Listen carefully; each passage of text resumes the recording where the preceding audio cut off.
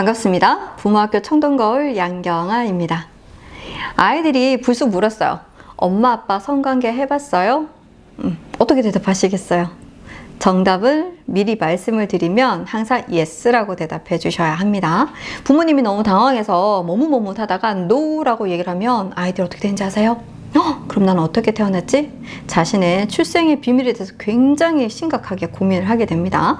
우리가 부모인데 아이한테 이렇게 심각한 고민을 주면 안 되겠죠. 아이들에게 엄마 아빠가 성관계를 하는 사람이라는 걸 가르쳐 줘야 되는 이유는 딱 한 가지예요. 성관계는 어떤 사람들이 할 수 있는 건지를 아이가 알아야 되기 때문입니다. 물론 여기서 엄마 아빠처럼 결혼한 사람만이 성관계를 한단다 이렇게 가르쳐 주는 건 아니고요. 엄마 아빠처럼 서로 사랑하고 존중과 배려가 넘치며 서로에 대해서 책임을 질 수 있는 사람, 이런 관계의 사람들이 성관계를 할 수 있단다. 이 관계를 가르쳐 주기 위해서입니다. 우리 그렇게 하고 있잖아요. 자, 그리고 아이한테 이렇게 당당하게 설명해 주려면 전제 조건이 있어요. 그건 뭐냐면 아이에게 늘 행복한 엄마 아빠의 모습을 보여줘야 된다는 겁니다. 꼭 기억해 주셔야 돼요. 자, 그런데 우리가 고민이 조금 있죠. 성관계란 말을 해도 될까? 어떻게 설명하면 가장 쉬울까? 이런 고민을 하실 텐데, 자, 이 질문을 누가 했느냐에 따라서 답을 하는 정도도 달라지고 내용도 굉장히 달라질 거예요. 자, 누가 이런 질문을 할 것 같으세요? 네. 초등학교 한 1학년에서 한 3, 4학년 정도? 초등학교 저학년, 중학년 정도가 이런 질문을 합니다. 7살 이하의 아이들은요, 몰라서 질문을 하지 않죠. 그리고 초등학교 한 5, 6학년부터 청소년기 아이들은 이미 알고 있기 때문에 질문을 하지 않죠. 어디서 들어봤는데 이게 뭔지는 모르겠고 내가 성관계를 통해서 태어나긴 했는데 정말 우리 엄마 아빠가 했을까 궁금해하는 초등학교 저학년이나 중학년 정도가 얘기를 하기 때문에 그 아이들이 쉽게 이해할 수 있는 말로 해야 합니다. 보통 성관계를 설명하면 이렇게 설명해요. 서로 사랑하는 사람이 서로 동의하에 서로 사랑을 나누며 그 책임을 진다.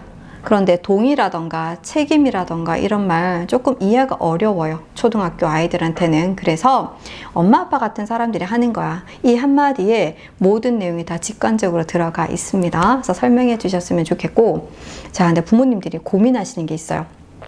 성관계란 단어를 입 밖으로 꺼내도 되느냐? 하면 안 되느냐? 이게 아이한테 괜한 자극을 주는 건 아닌가 고민되시죠? 자, 그렇진 않다고 X라고 제가 말씀을 드릴게요. 자, 우리 코로나 굉장히 무서웠죠? 너무 싫었죠? 나쁘지 않아요. 근데 우리가 코로나 나쁘다고 말하지 마 이렇게 한 거 아니죠.